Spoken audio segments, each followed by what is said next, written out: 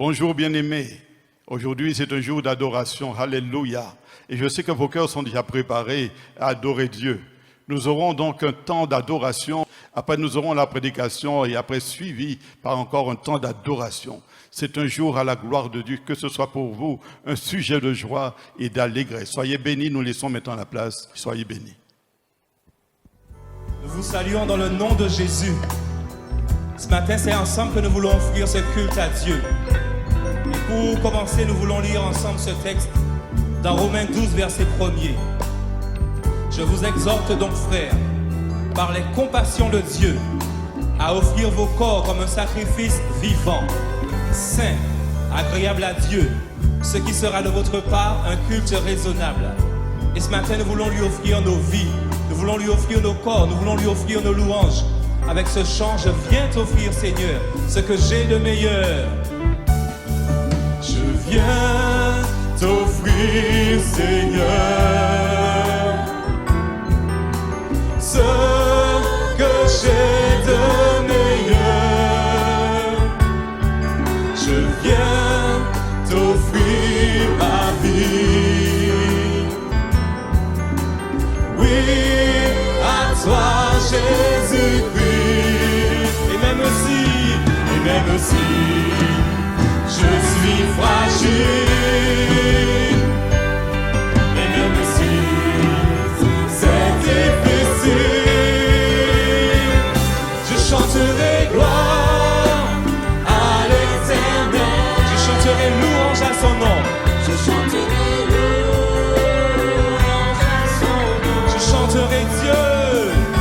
Je chanterai Dieu, mon essentiel. Je chanterai en l'honneur de ton nom. Je viens te dire, je viens te dire, Seigneur. Oui, Seigneur, tu es mon bonheur. Tu es mon bonheur. Non, rien, Seigneur. Non, rien ne peut détruire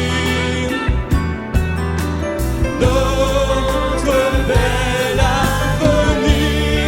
Et même si, Seigneur, et même si je suis fragile, et même si c'est difficile, alors je chanterai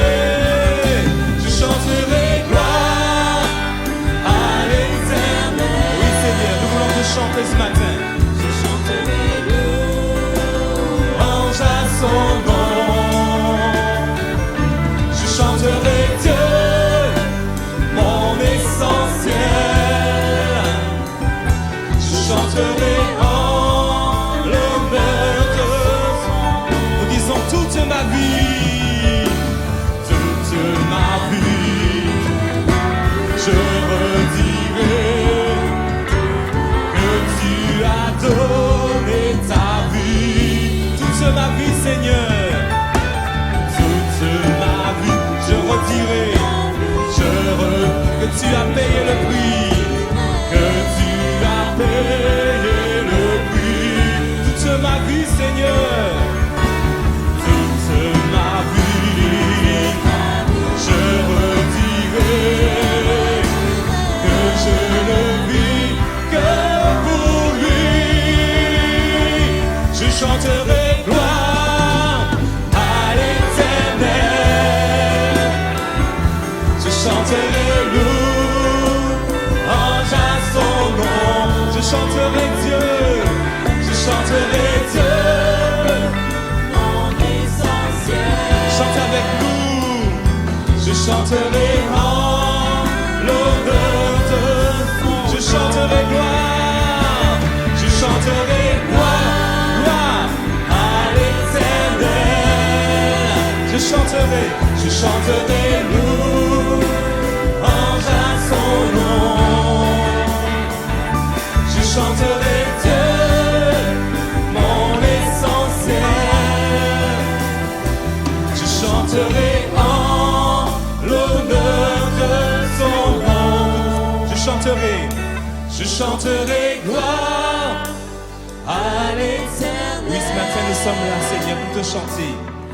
chanterai louange Oui, Seigneur. à son Tout pour toi, Jésus.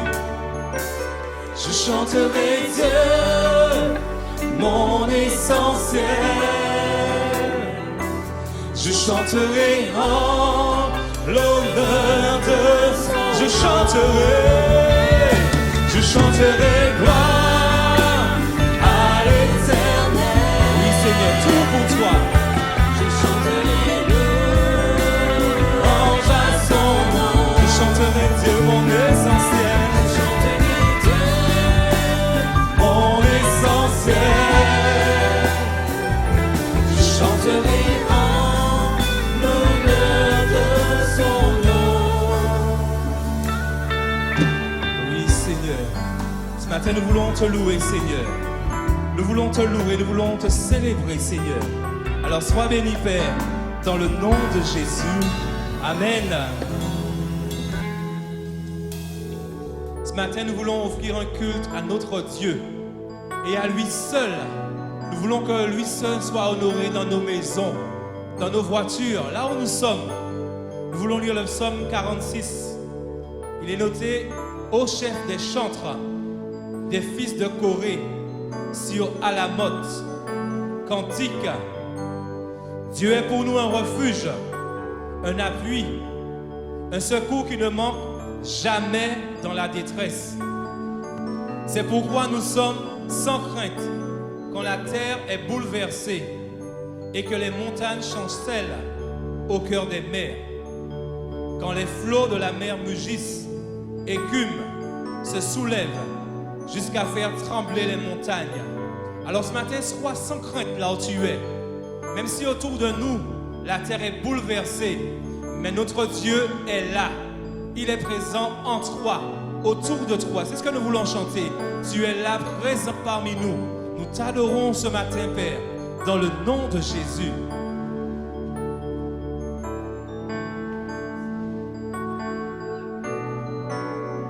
Tu es là, présent parmi nous. Je t'adore. Oui, je t'adore. Je t'adore. Tu es là, présent. Tu es là, Confesse que ton Dieu est là. présent parmi Il est chez toi, là où tu te trouves. Je t'adore. Il est en toi.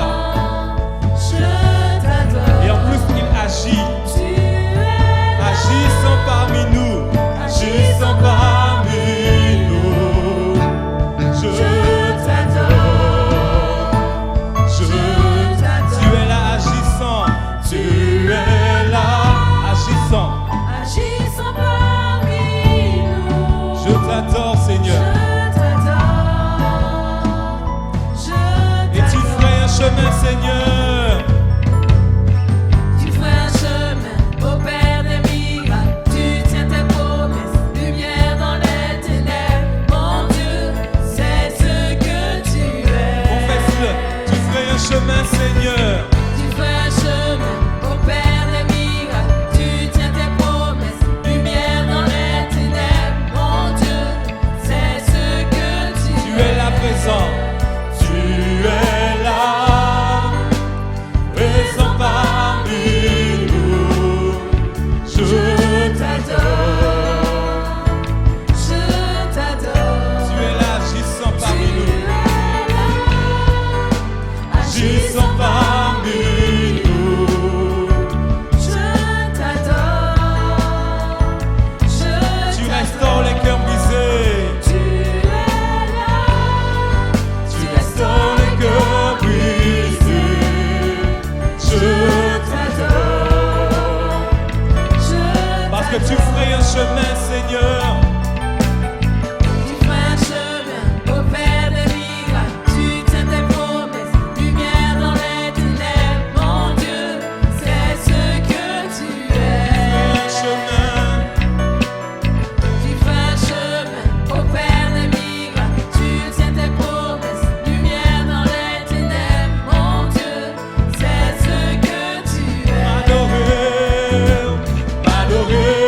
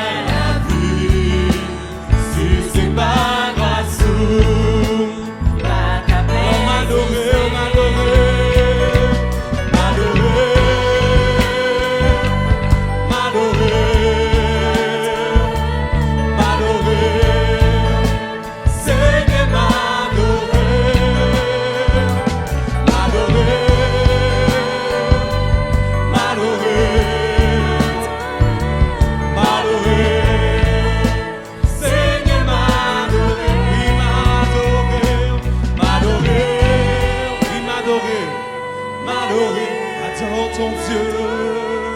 m'adorer. Adore ton Dieu. Seigneur, m'adorer. Adore ton Dieu. Adore ton Dieu là où tu es.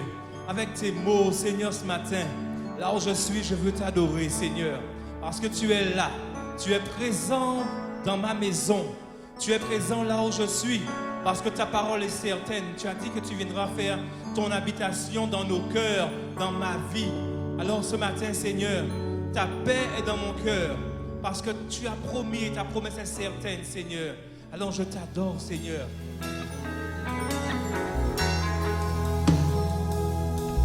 Le roi dans sa beauté, Vêtu de majesté, vêtu de majesté. la terre est dans la joie.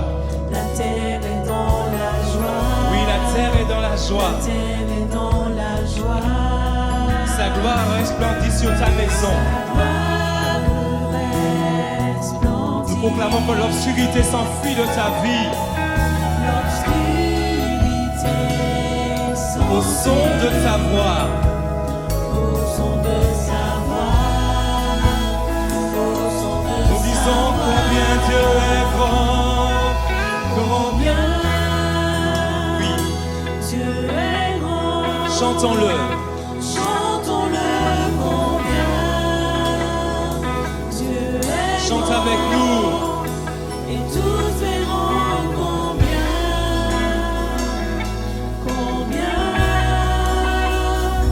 Dieu est grand. Tous ensemble, car d'âge en âge il vit. Car d'âge en âge il vit. Le temps lui est soumis. Le temps lui est soumis. Commencement et fin. Commencement et fin. Commencement et fin. Céleste Trinité. Céleste Trinité. Dieu d'éternité. Dieu d'éternité. Il est l'agneau divin. Il est l'agneau divin. Il est l'agneau divin. Alors combien Dieu est grand. chantons-le. Chantons-le combien Dieu est grand. Dieu est grand. Tous verront. Tous verront combien Oui, combien il est grand. Dieu est grand. Son nom est tout puissant. Son nom est tout puissant. Nous proclamons ça. Son nom est tout puissant. Il est digne de louange. Je chanterai combien.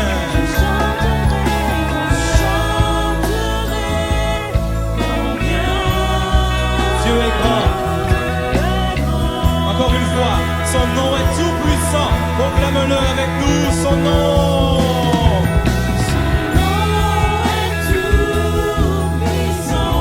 Digne de louange.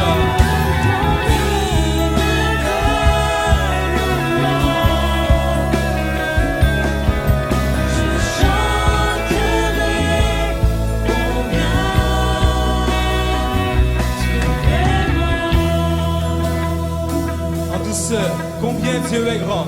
Combien. Dieu est grand, chantons-le combien. Est-ce que tu réalises ce matin la grandeur de Dieu? Dieu est grand, C'est le roi des rois. et tous C'est le Seigneur des seigneurs. Combien Dieu est grand, Une dernière fois, combien Dieu est grand. Combien Dieu est grand. Réalise-le. combien Toi qui es chez toi. Dieu est grand. Est-ce que tu réalises que ton Dieu est grand? Chantons-le combien. Est-ce que tu réalises que ton Dieu est fort? Dieu est grand. Est-ce que tu réalises qu'il est puissant? Tous verront combien. Alors relève la tête ce matin. Combien Sors de la peur parce que ton Dieu est grand. Dieu est grand.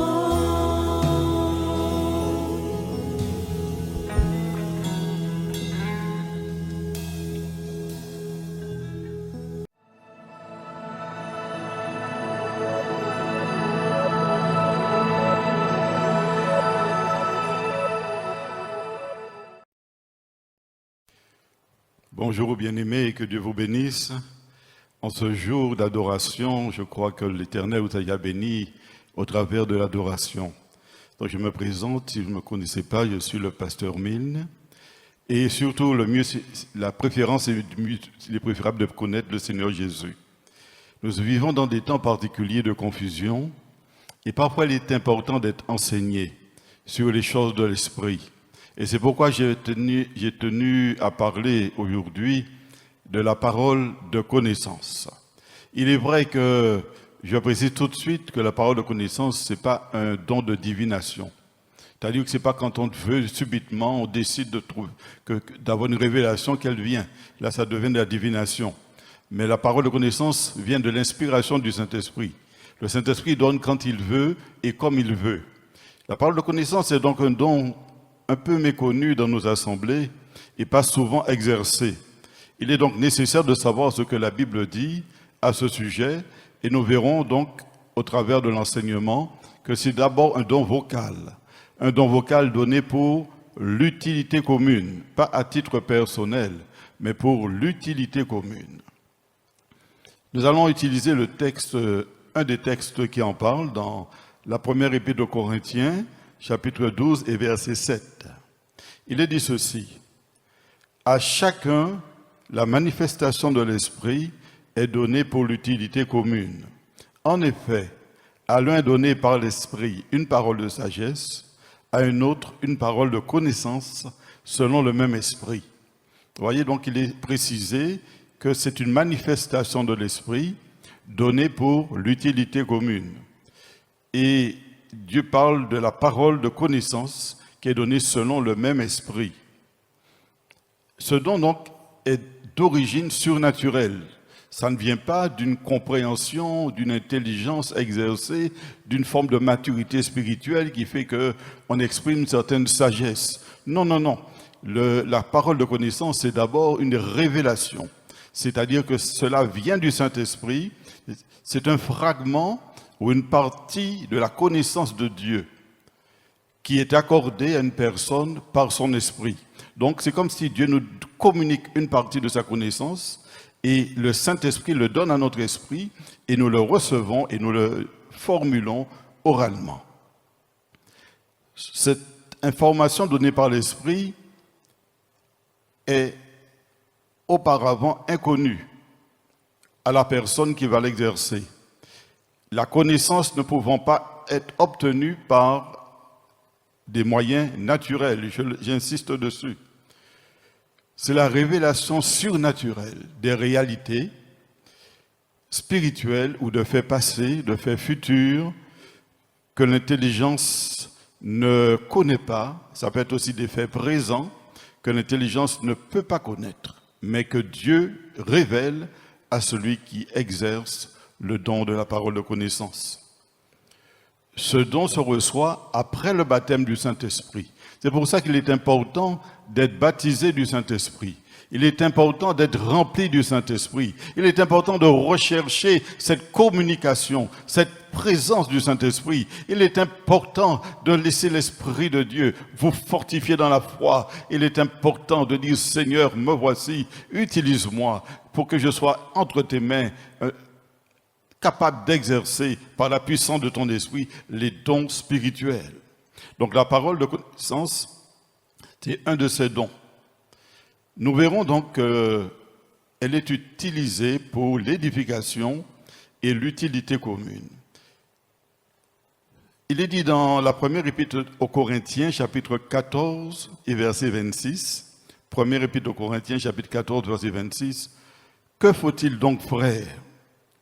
Lorsque vous assemblez, chacun a-t-il un cantique, une instruction, une langue étrangère, une révélation, une interprétation, que tout se fasse pour l'édification. » Donc ça, c'est une traduction en français courant. Ça veut dire que si vous avez une révélation, que ce soit pour l'utilité commune, mais pour l'édification. Ce don doit être exercé dans l'assemblée ou dans une rencontre d'église ou lors d'une réunion spirituelle et surtout d'évangélisation. Comment va opérer ce don? Nous allons le découvrir.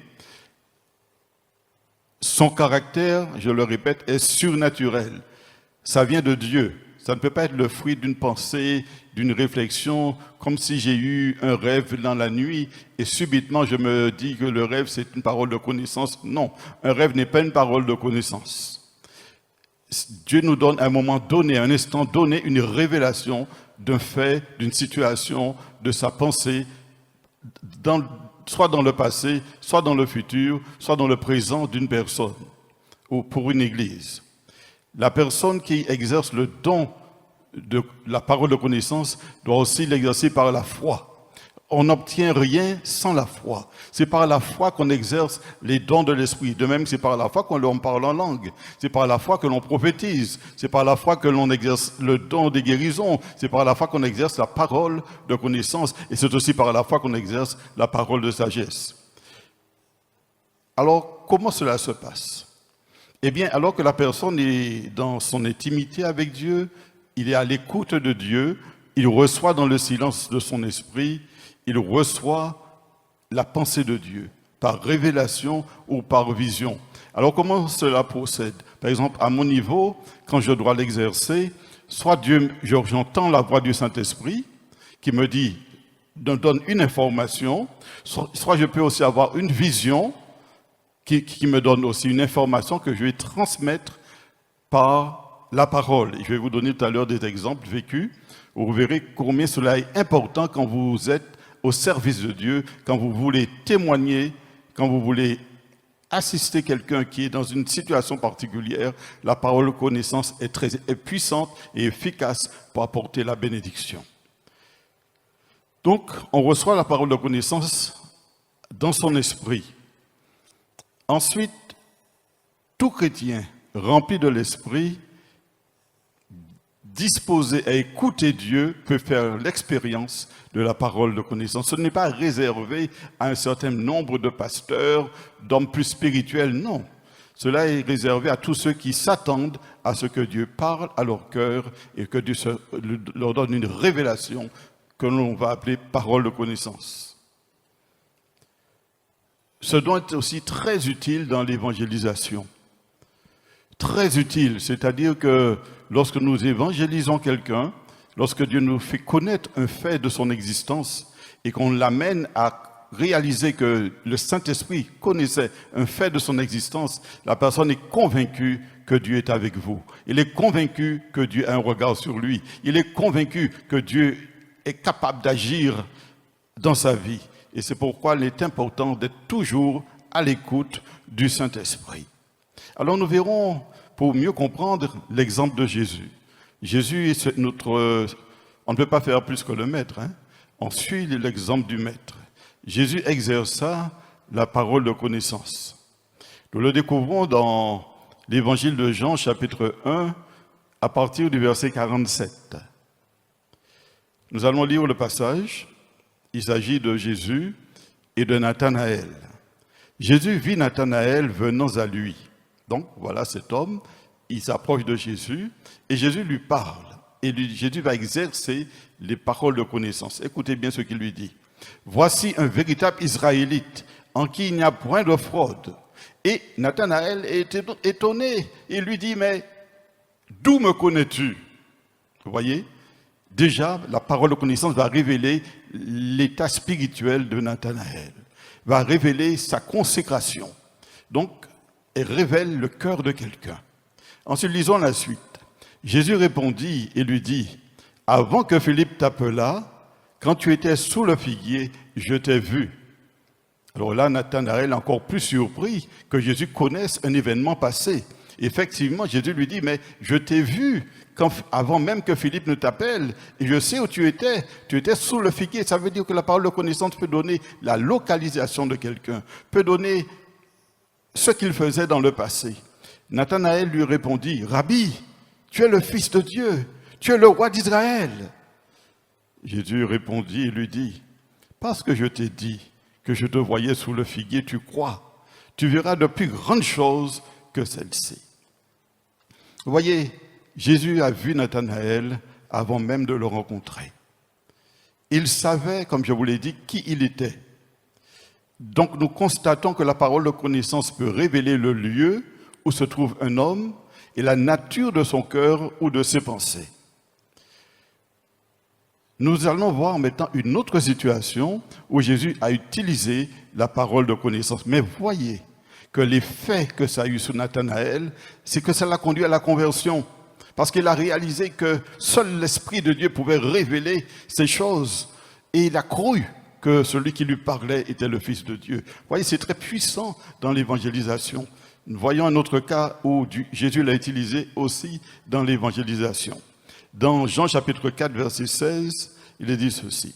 Il s'agit de la Samaritaine et nous allons lire ce que Jésus lui dit. Jésus lui dit, va, appelle ton mari et viens ici. Jusqu'à présent, il donne une information qu'il n'est pas censé savoir. C'est que cette femme est mariée. Écoutez la suite. La femme lui dit, je n'ai pas de mari. Et Jésus lui dit, tu as fort bien dit, je n'ai pas de mari. Voyez, quand nous exerçons la parole de connaissance, il ne faut pas se précipiter pour dire ce qu'on a reçu de Dieu. Mais il faut amener la personne à exprimer un besoin, à exprimer une information que vous allez ensuite confirmer par des précisions. Et en sorte que là, votre foi augmente parce que vous savez que ce que nous a montré est en train de se confirmer par la parole de la personne que vous voulez aider. Donc ici, la femme répondit, oui, je n'ai pas de mari. Et je lui dis, tu as fort bien dit, je n'ai pas de mari. Et il montre qu'il savait plus. Car tu as eu 5 maris. Et celui que tu as maintenant n'est pas ton mari, en ceci tu dis vrai. Voyez, Jésus voulait l'amener à prendre conscience qu'il connaissait son existence. Et Jésus a amené cette femme à être convaincue de péché et de comprendre qu'elle avait besoin de rencontrer celui qui était le Messie. Elle dit dans l'évangile de Jean, chapitre 4, verset 29, quand elle va témoigner aux autres de ce que Jésus lui a dit, elle dit, venez voir un homme qui m'a dit tout ce que j'ai fait. Ne serait-ce pas le Christ? Vous voyez, la parole de connaissance est puissante parce qu'elle permet de toucher un cœur. Et cette femme est touchée par la précision des informations que Jésus lui donne par la parole de connaissance. En sorte que Jésus précise qu'elle a eu 5 maris. Et elle se pose la question, mais celui-là n'est-il pas le Christ? Lisons la suite, au chapitre 4, verset 39. Or, plusieurs des Samaritains de cette ville crurent en lui à cause de la parole de la femme qui rendait ce témoignage. Il m'a dit tout ce que j'ai fait. Vous voyez la puissance de la parole de connaissance? Elle a témoigné que Jésus lui avait dit tout ce qu'elle avait fait.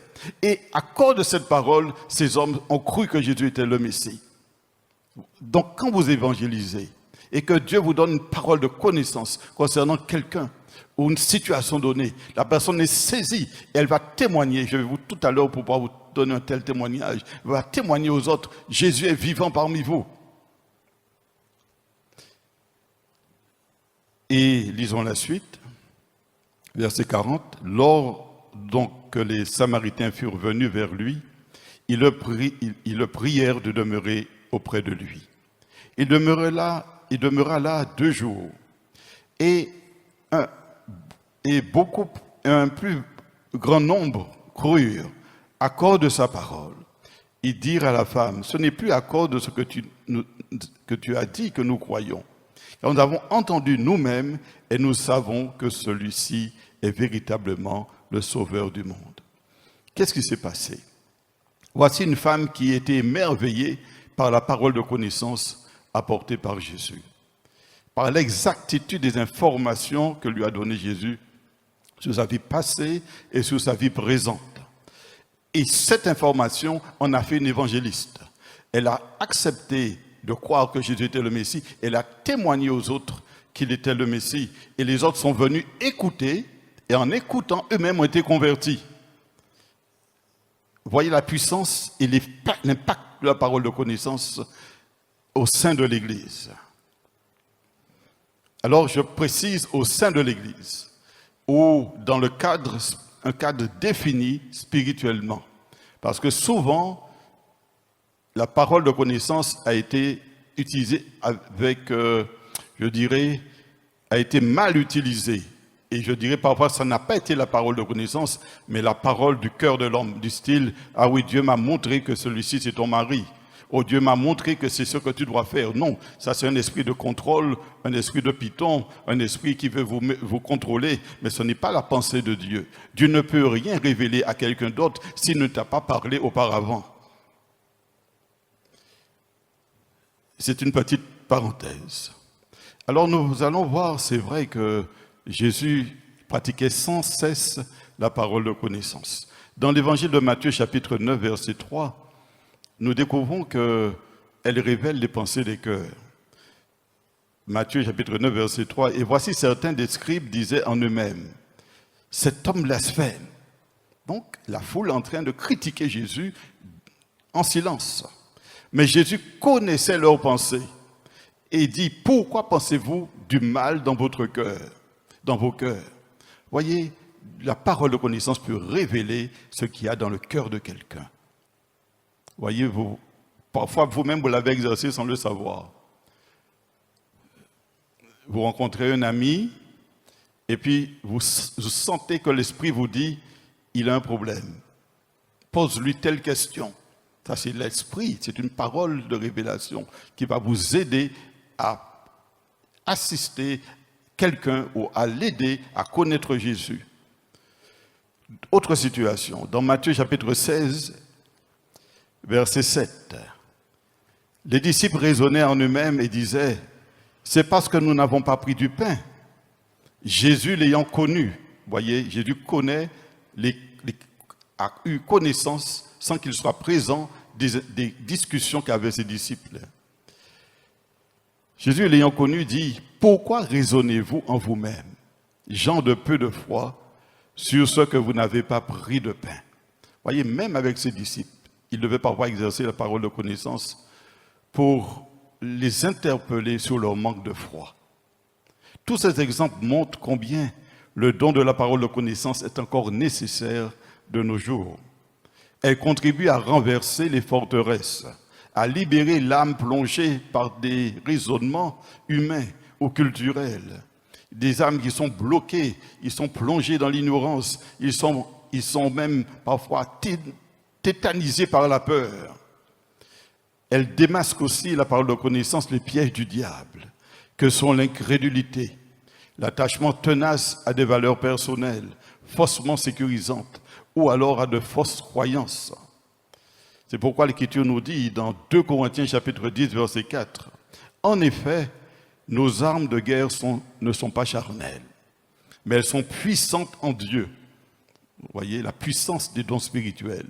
Elles sont puissantes en Dieu pour renverser les forteresses, pour détruire les raisonnements et toute hauteur qui s'élève contre la connaissance de Dieu et pour amener toute pensée captive à l'obéissance de Christ. Je me rappelle, c'est une petite parenthèse, c'était lors d'un culte et il se trouvait parmi les chrétiens des sympathisants, des personnes qui viennent parmi nous, qui cherchent le Seigneur, un peu comme ces personnes qui avaient entendu le témoignage de la Samaritaine, ils veulent entendre parler de Jésus, et elles côtoyaient nos assemblées. Et puis, dans la présence du Saint-Esprit, souvent il y a des manifestations des dons de l'Esprit, et voilà qu'elle se met à parler en langue et à interpréter.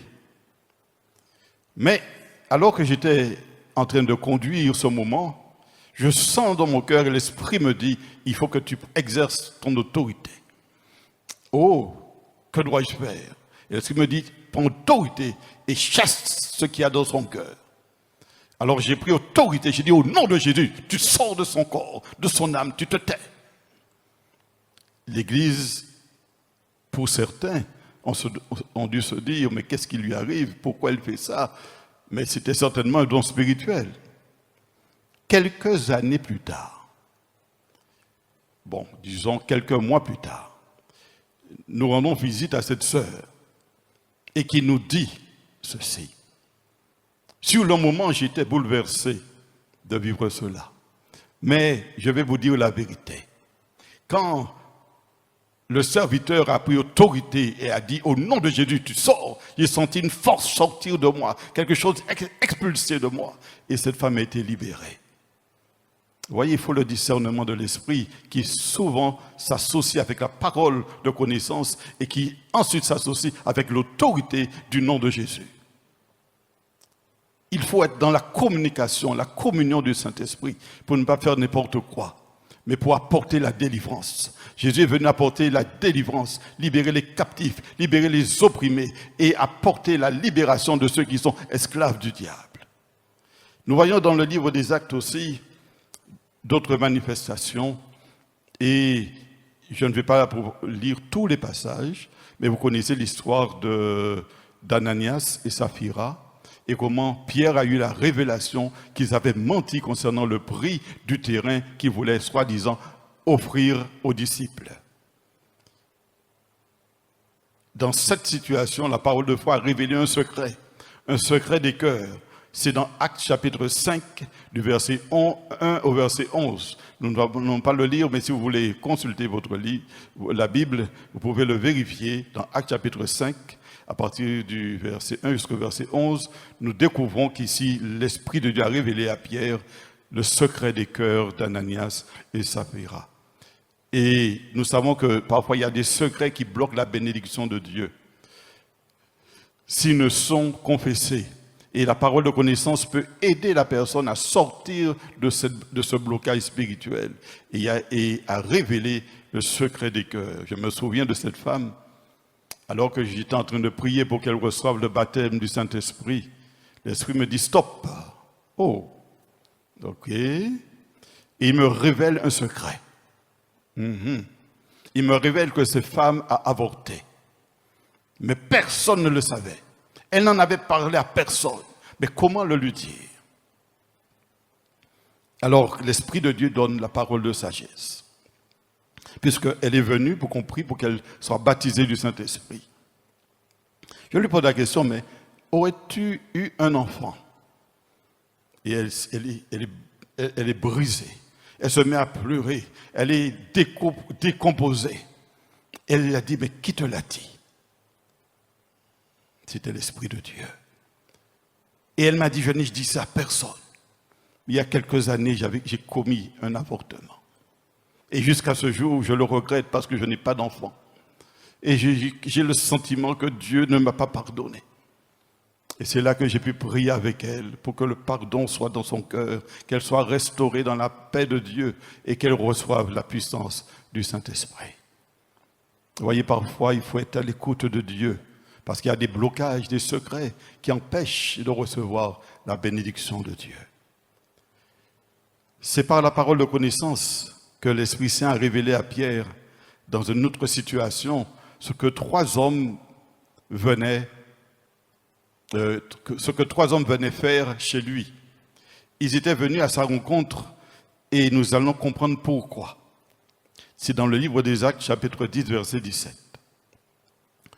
Or, comme Pierre était incertain en lui-même sur ce que pouvait bien signifier cette vision qu'il avait eue, voici les hommes envoyés par Corneille s'étant enquis de la maison de Simon se présentèrent à la porte. Et appelant, ils s'informèrent si Simon, surnommé Pierre, logeait là. Voyez, Pierre vient d'avoir une vision, vous allez pouvoir le lire au chapitre 10 du livre des Actes. Et là, nous arrivons au moment où, alors qu'il essaie de comprendre la vision, trois hommes viennent chez lui. Comme Pierre réfléchissait sur la vision, écoutez la suite, l'Esprit lui dit, vous voyez, l'Esprit lui dit, c'est là, l'Esprit parle. Là, il y a deux éléments, une vision et une écoute de la voix du Saint-Esprit. L'Esprit lui dit, voici des hommes qui te cherchent. Lève-toi, descends, va avec eux sans hésiter, car c'est moi qui les ai envoyés. Pierre étant descendu vers ces hommes, dit, me voici, je suis celui que vous cherchez. Quel est le motif pour lequel vous êtes venus? Il dit donc, Corneille, centenier homme juste et craignant Dieu, de qui toute la nation des Juifs rend un bon témoignage, a été divinement averti par un saint ange de te faire venir dans sa maison et d'écouter ce que tu diras. Pierre, les ayant fait entrer, les logea, et le lendemain s'étant levé, il partit avec eux, et quelques-uns des frères de Jopé l'accompagnèrent. Voyez, l'Esprit lui dit, voilà, descends, écoute ce qu'ils ont à te dire et suis-les sans hésiter. Et l'impact, c'était que Corneille fut le premier inconverti à se donner à Dieu et à connaître la visitation du Saint-Esprit, parce que l'Esprit est descendu sur lui quand Pierre l'a visité. Donc la parole de Dieu, dans ce cas-là, permet d'être guidé et d'être dirigé. Rappelez-vous d'Ananias.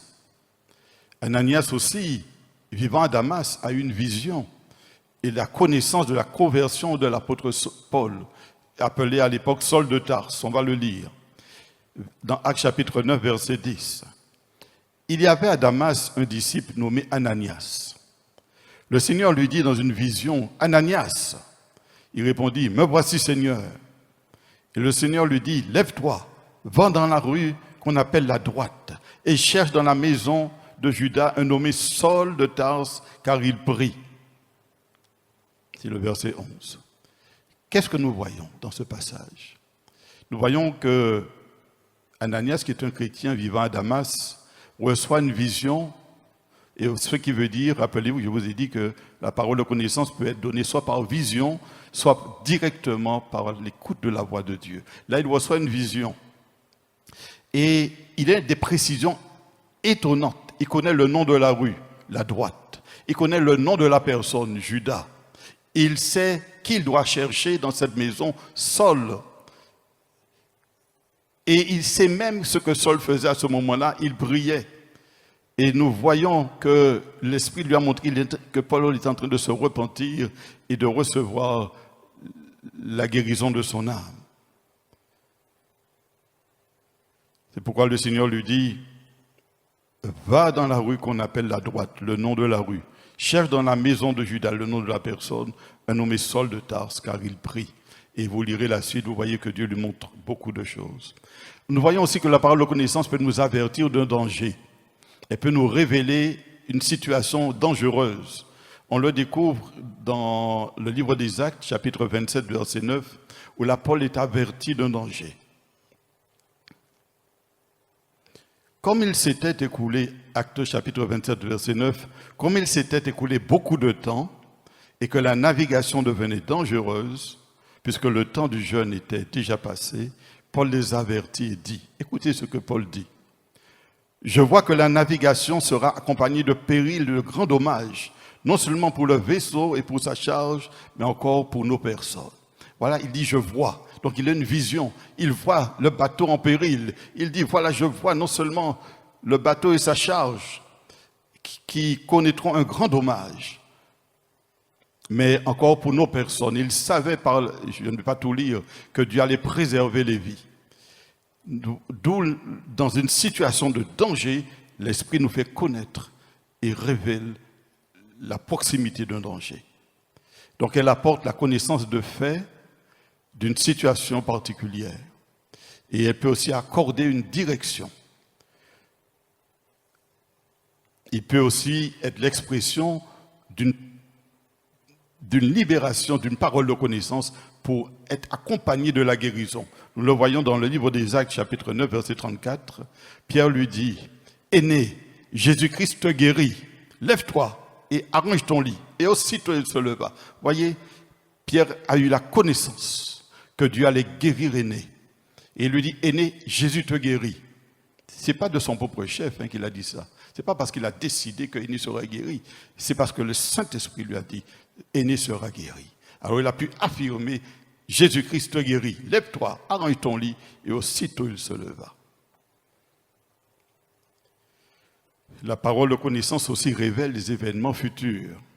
Nous le découvrons dans le livre des Actes, chapitre 11, verset 28. L'un d'eux, nommé Agabus, se leva et annonça par l'Esprit qu'il y aurait une grande famine par toute la terre. Ce qui arriva en effet sous Claude César.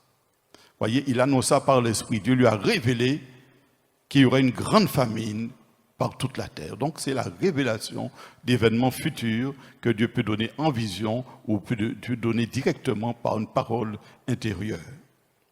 Alors, pour vous aider, pour vous montrer que ce n'est pas que du temps de Jésus, que ce n'est pas que du temps des apôtres, que la parole de connaissance s'exerce, mais encore aujourd'hui, chacun de nous, baptisé du Saint-Esprit, à l'écoute du Saint-Esprit, dans un cadre défini qu'est l'Église, ou une réunion encadrée, ou sous la responsabilité d'un homme spirituel, vous pouvez exercer la parole de connaissance. Je vais vous donner, j'ai sélectionné 3 témoignages, je peux vous donner un nombre important de témoignages, mais j'ai sélectionné 3 témoignages. Je vous en ai déjà donné 2, donc ça fera 5 au total.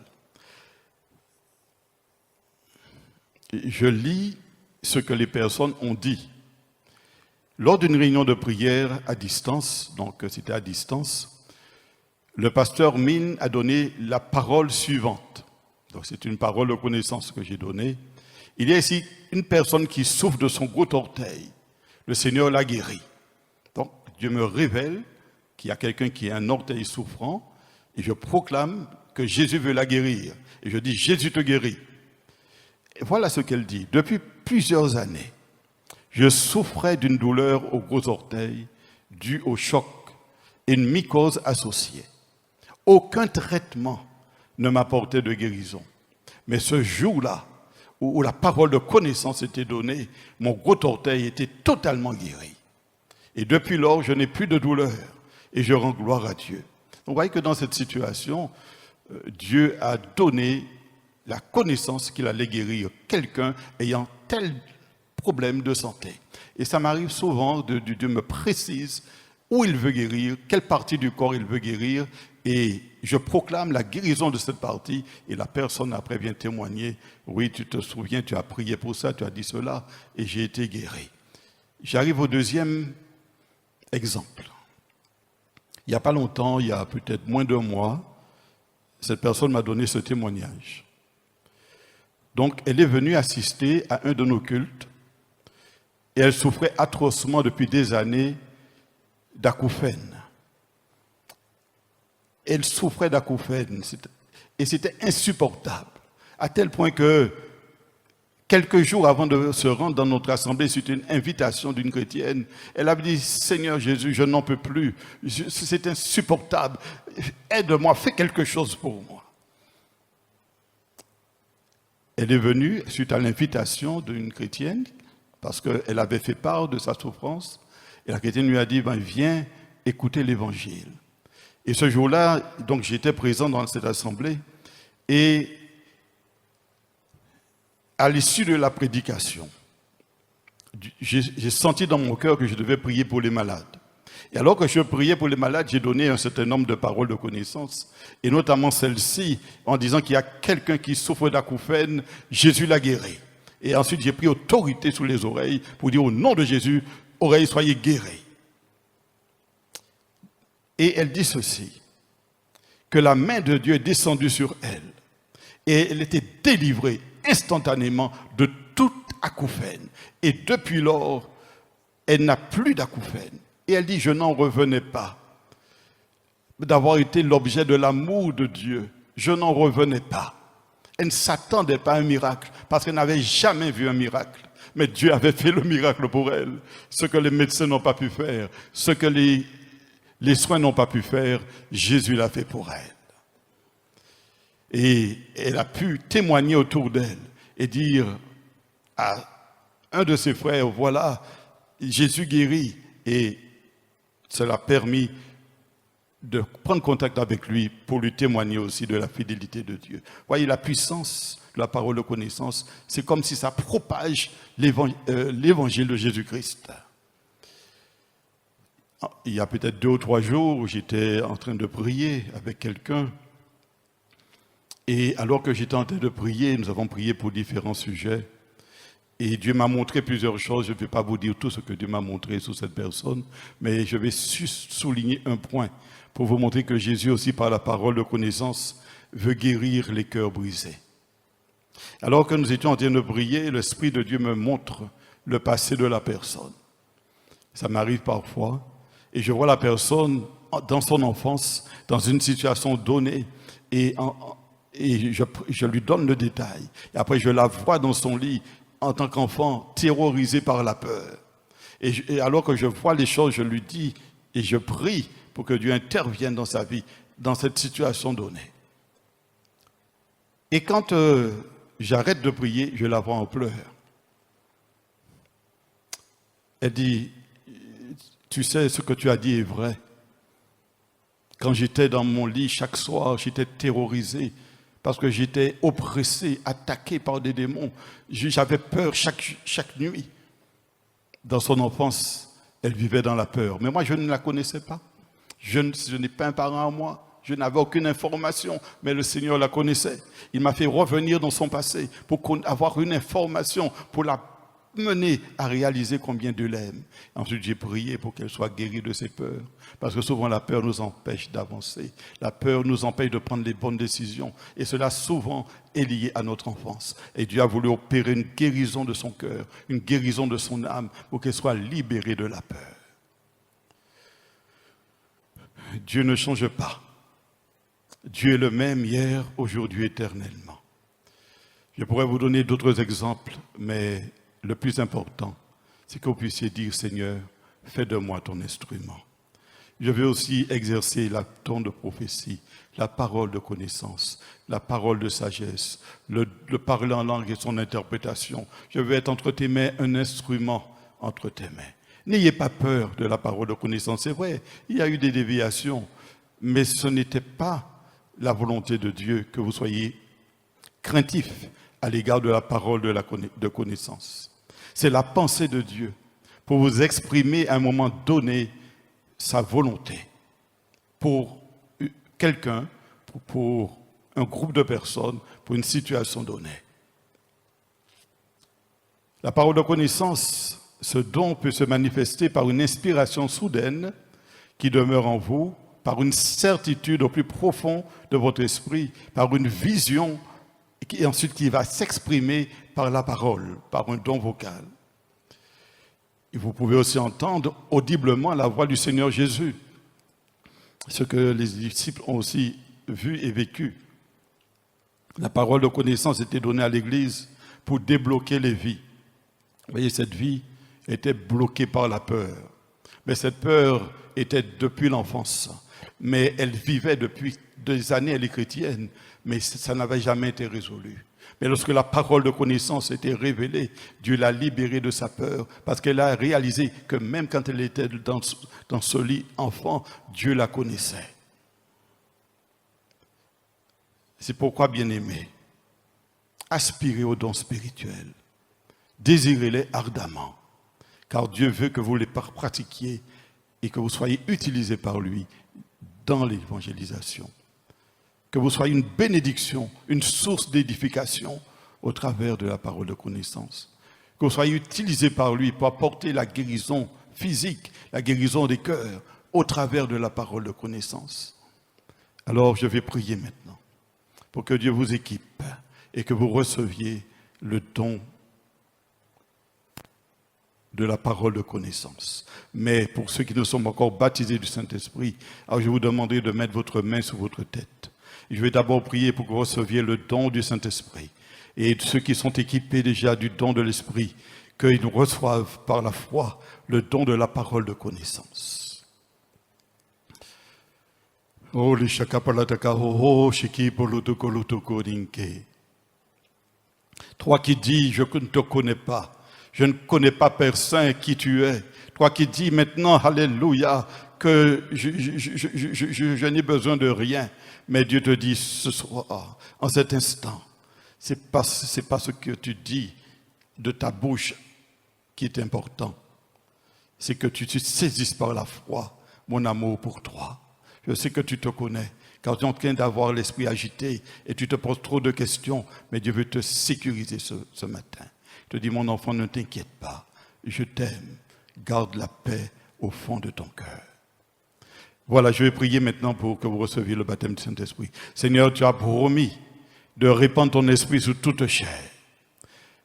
Jésus, c'est toi qui répands l'esprit parmi les hommes.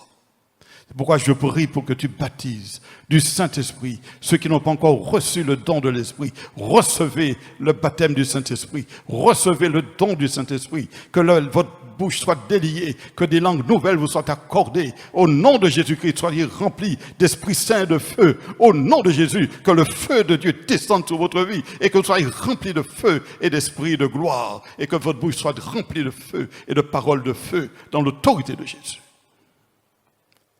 Alléluia. Je vais prier maintenant pour ceux qui désirent les dons de l'Esprit, particulièrement celui de la parole de connaissance. Tu mets ta main, je te prie, sur ton cœur et je vais prier.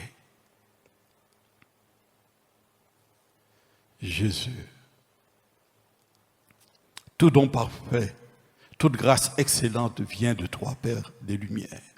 Et je prie au nom de Jésus-Christ, que tu accordes les dons de l'Esprit à ton peuple, et notamment celui de la parole de connaissance, afin que celui qui le reçoive en fasse bon usage selon la parole de sagesse, qu'il reçoive autorité pour apporter ta parole, annoncer l'évangile avec la connaissance et aussi l'autorité pour guérir les malades et chasser les démons.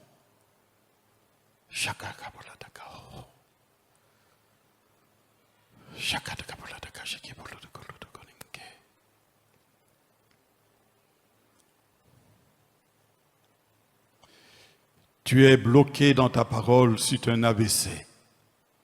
Tu bègues et tu as des difficultés à parler suite à un AVC. Mets ta main sur ta tête maintenant et Dieu va libérer ta langue au nom de Jésus-Christ. Dans l'autorité de Jésus, je retourne à cette langue d'être déliée. À partir de maintenant, tu parles normalement. La mâchoire est déliée au nom de Jésus-Christ et tu parleras librement et clairement dans l'autorité de Jésus.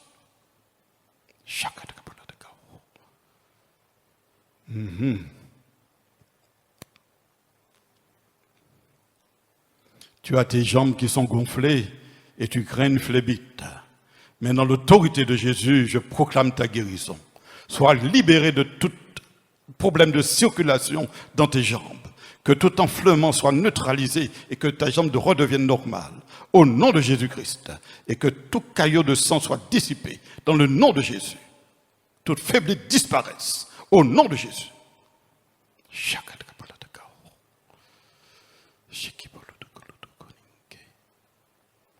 Seigneur, je te prie maintenant que ta paix surnaturelle descende dans les cœurs. Au nom de Jésus, Père. Que l'esprit de paix inonde les cœurs troublés et perturbés. Au nom de Jésus. Que la paix surnaturelle de Dieu descende sur vous par l'Esprit Saint. Et que soyez maintenant sécurisés et apaisés dans le nom de Jésus. Amen. Voilà, que Dieu vous bénisse. Et en dernier lieu, rappelez-vous, aspirez aux dons spirituels. Que Dieu vous bénisse.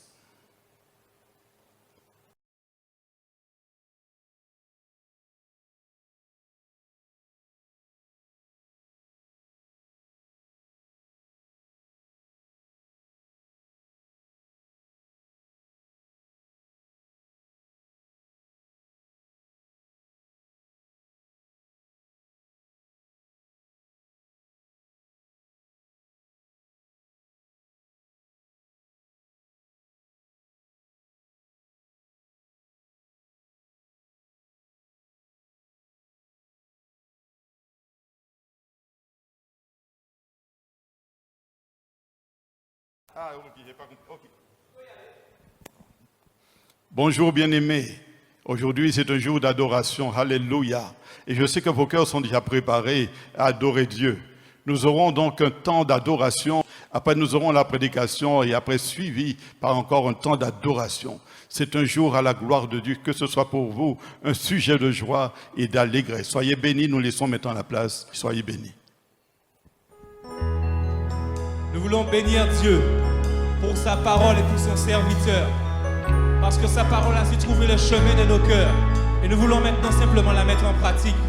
Et lui dire, Seigneur, dans un petit moment comme ça, m'a chanté un cantique d'amour, passant aimer en Jésus. Que Dieu nous bénisse à travers ce chant. Et qu'il soit béni premièrement.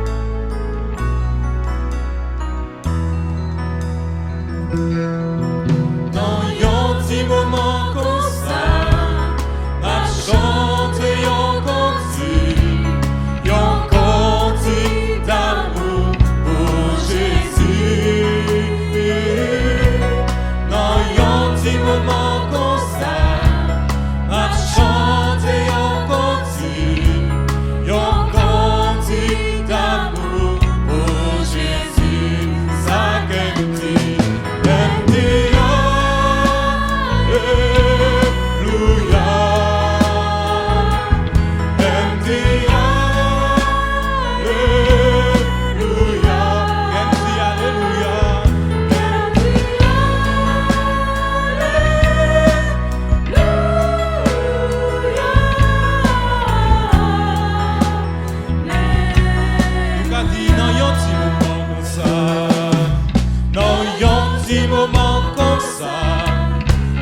Chante un cantique d'amour pour Jésus. Dans un petit moment comme ça, m'a chanté un cantique d'amour pour Jésus. Ça qu'elle dit,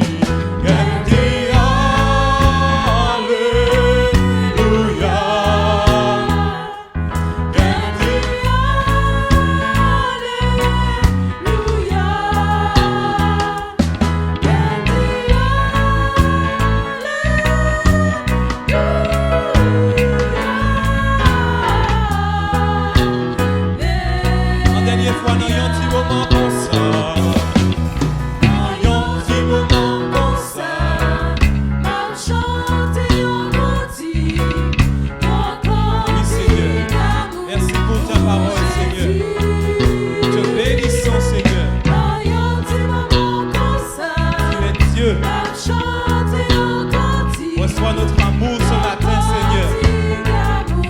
Nous disons ça comme tu. Oui, Seigneur.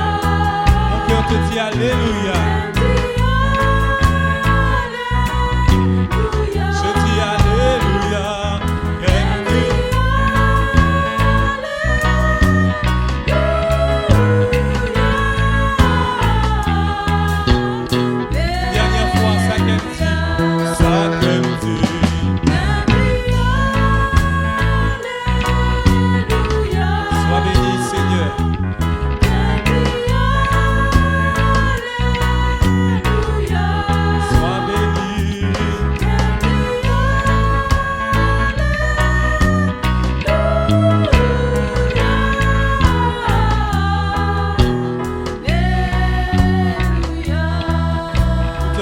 Seigneur, pour ce temps passé à toi, Seigneur, nous avons voulu t'offrir nos cœurs, nous avons voulu t'offrir notre louange et plus que tout, t'offrir à nouveau nos vies, Seigneur.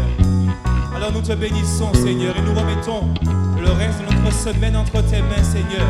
Merci pour tout, Papa, dans le beau et précieux nom de Jésus. Amen. Soyez bénis, bien-aimés.